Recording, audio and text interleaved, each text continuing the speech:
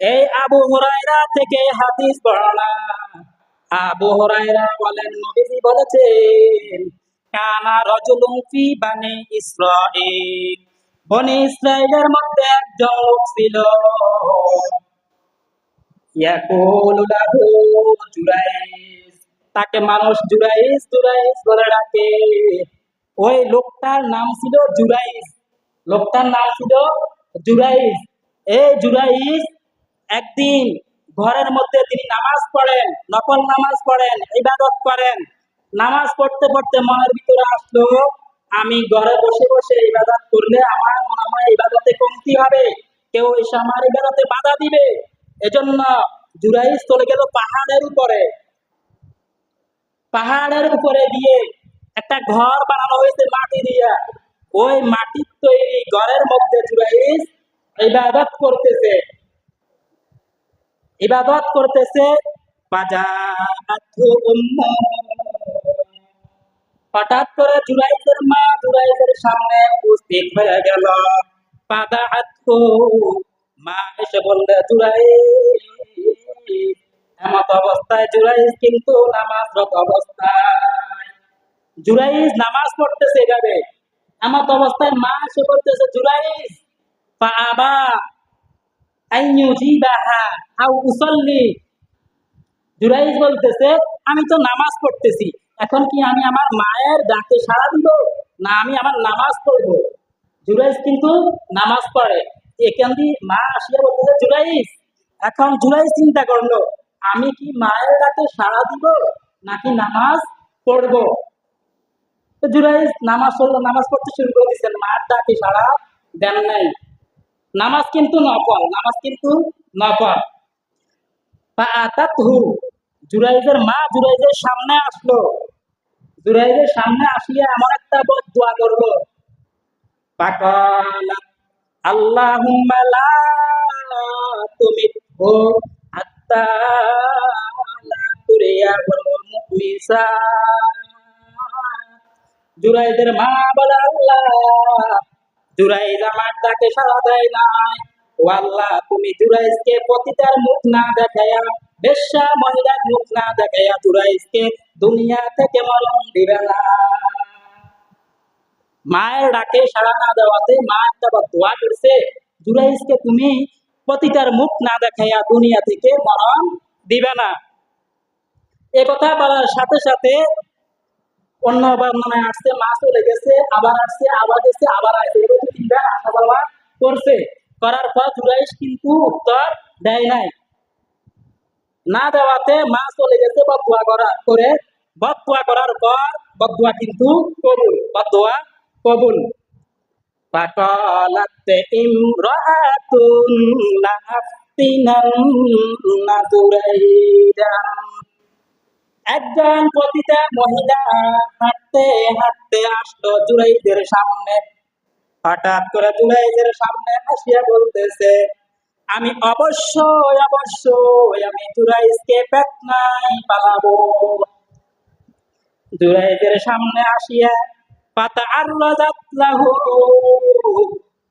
ওয়া কাল্লামাতহু।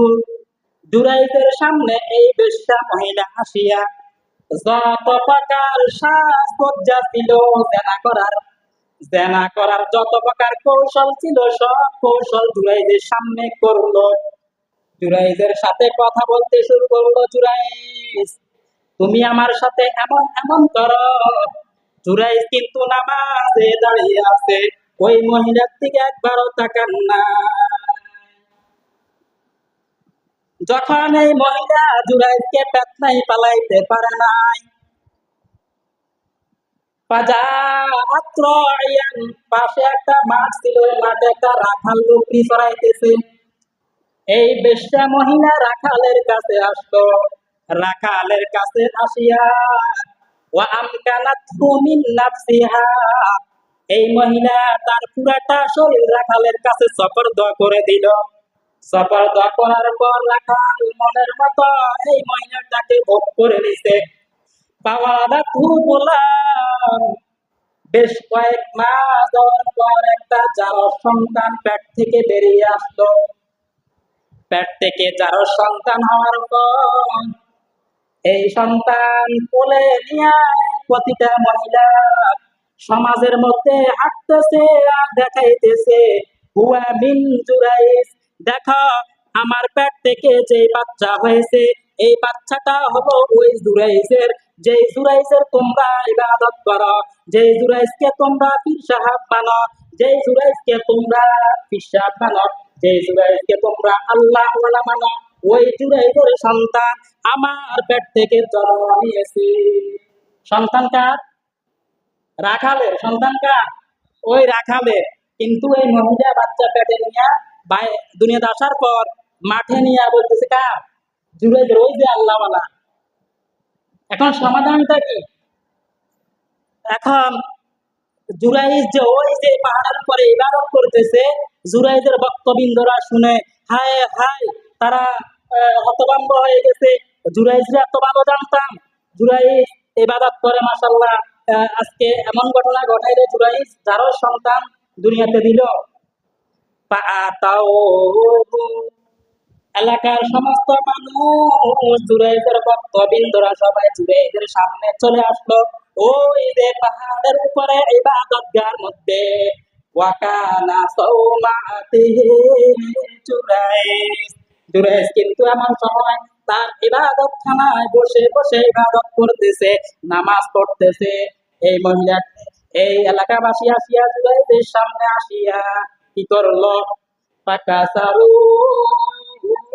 সাওমাআতাক, জুরাইজের যে ইবাদত করার যে ঘরটা ছিল, ইবাদতখানা ছিল, ওই ইবাদতখানাটাকে ভেঙে চুরমার করে দিল। ওয়াসাব্বুহু, জুরাইজকে গালি দিতেছে কট্টর ভাষায়। ওয়া আনজালু, এবং জুরাইজের ইবাদতখানা থেকে জুরাইজকে নিচে নামায়া দিল। ইবাদতখানা থেকে নিচে নামায়া দিল, এবার ভাঙ্গিয়া লাইলো, ইবাদতখানা থেকে বাহির করে ফেললো জুরাইজকে। ঘটনা কিন্তু ওই রাখালে আর মহিলা ঘটাইছে, কিন্তু মহিলাদের বলছে কে? এই আল্লাহ ওয়ালার সন্তান। কারণ তার উদ্দেশ্য ছিল আমি তাকে পেতনায় পালাবো। পেতনায় পালানোর কারণ কি? মায়ের বদদোয়া, মায়ের বদদোয়া। এবার দেখেন, এখন জুরাইজ ভাই, আমি একজনের কথা কি সবাই বিশ্বাস করবে? যাচাই বাছাই না করিয়া এলাকাবাসী, আমি কি বুঝাইতে চাচ্ছি ভালো করে বুঝবেন। যাচাই বাছাই না করে জুরাইজের ইবাদতখানাটাকে ভেঙে চুরে সব শেষ। এখন জুরাইজ কি করলো? সুম্মা তাওয়াজ্জা, জুরাইজ ওযু করলো, নতুন করে ওযুর পানি নিয়ে ওযু করলো। ওয়াসাল্লা, 2 রাকাত নামাজ পড়লেন। নামাজ পড়ার পর সুম্মা জাআত গোলাবান, ওই যে মহিলার পেটের বাচ্চা দুনিয়াতে আসলো, আর ওই বাচ্চাটা এখনো ওই মহিলাটার হাতের মধ্যে। এখন জুরাইজ 2 রাকাত নামাজ পড়ে, এই নামাজ পড়িয়া জুরাইজ ওই বাচ্চার সামনে আসলো। বাচ্চা কিন্তু মাত্র দুনিয়াতে আসতো, দুধের বাচ্চা। এই বাচ্চার সামনে জুরাইজ আসলো, আসিয়া বলতেছে কি? মান আবুকা ইয়া গোলাম, এ দুধের বাচ্চা, বলো দেখি তোমার বাপকে। এখন কি হবে? পরিচয় হবে।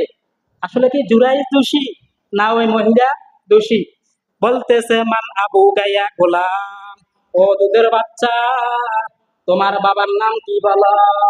কালাল্লাহি, দুধের বাচ্চা মহিলার কোলে থেকে বলতেছে আমার বাপ হলো ওই যে রাখাল। এই দুধের বাচ্চা বলে আমার বাবা হলো ওই যে রাখাল। একথা বলার সাথে সাথে সমস্ত এলাকাবাসী এখন আবার হতভম্ব হয়ে গেল। আহারে, যাচাই বাছাই না কইরা জুরাইজের ইবাদতখানাটা ভাঙ্গা দিলাম, করলামটা কি? জুরাইজের কাছে এসে সবাই নত হলো। এরপর বলতেছে নাবেনি সাওমাতাকা, নাবেনি সাওমাতাকা মিন যাহাবিন, ও জুরাইজ বলো আমরা তোমার ইবাদতখানাটাকে স্বর্ণ দিয়া বানায়া দিব। আগে ছিল মাটির, এখন আমরা স্বর্ণ দিয়া বানায়া দিব। বুঝতে পারি না মানুষের কথা ধরে আমি আমরা তোমার ইবাদতখানাটাকে ভেঙে দিলাম। জুরাইজ বলেন না, ইল্লা মিন তিন, স্বর্ণের ঘর আমার দরকার নাই, আমাকে আগের মতো একটা মাটি দিয়া ঘর বানায় দিলে চলবে। দেখছেন মায়ের বদদোয়ায় একজন আল্লাহর ওলি বিপদে পড়ে গেছে। এজন্য নফল নামাজ পড়া অবস্থায় যদি মা ডাক দেয়, নফল নামাজ ছেড়ে দিয়ে মায়ের ডাকে সাড়া দেওয়া উচিত। নফল নামাজ। তো এই জুরাইজকে কত বড় একটা বিপদে ফেলাইলো এই মহিলা। আর এই মহিলার থেকে আল্লাহ তাআলা প্রমাণিত করেছেন ওই বাচ্চার মাধ্যমে। শিশু অবস্থায় 3টা বাচ্চা কোলে থাকা অবস্থায় কথা বলছে। পৃথিবীতে 3টা বাচ্চা, দুধের বাচ্চা কথা বলছে। একটা হলো এই জুরাইজের বেলায় কি দিছে, সাক্ষী দিছে জুরাইজ না আমার বাবা হলো রাখাল।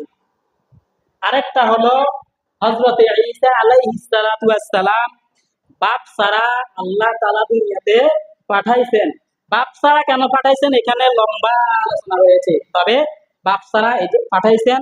পাঠানোর পর মানুষ বলতেছে হযরতে মারিয়াম আলাইহিস সালাম নাকি অন্য পুরুষের সাথে অপকর্ম করে বাচ্চা নিয়েছে। তখন হযরত মারিয়াম আলাইহিস সালাম বলতেছে, আল্লাহ আমি যে সত্যবাদী এটা প্রমাণ করেন। হযরত ঈসা আলাইহিস সালাম মায়ের কোলে থাকিয়ে বলতেছে, সাবধান, আমার মা নির্দোষ, আল্লাহ পাকের পুত্রতা, আমি বাপ ছাড়া পৃথিবীতে এসেছি। আরেকটা দুধের সন্তান কথা বলছে, জুলাইখা যখন হযরত ইউসুফ নবীকে আটকাইছে একটা ঘরের ভিতরে, ওখান থেকে বাহির হইয়া চলে আসছে। আসার পর বাদশা মিশরের বাদশার সামনে দুধের বাচ্চা সাক্ষী দিচ্ছে ইউসুফ দোষী না দোষী জুলাইখা। আরো একটা ছেলের কথা আছে, তবে এটা সঠিক কিনা সেও জানা নাই। বাকি এই 3টা সঠিক। এই 3টা বাচ্চা দুধে থাকে।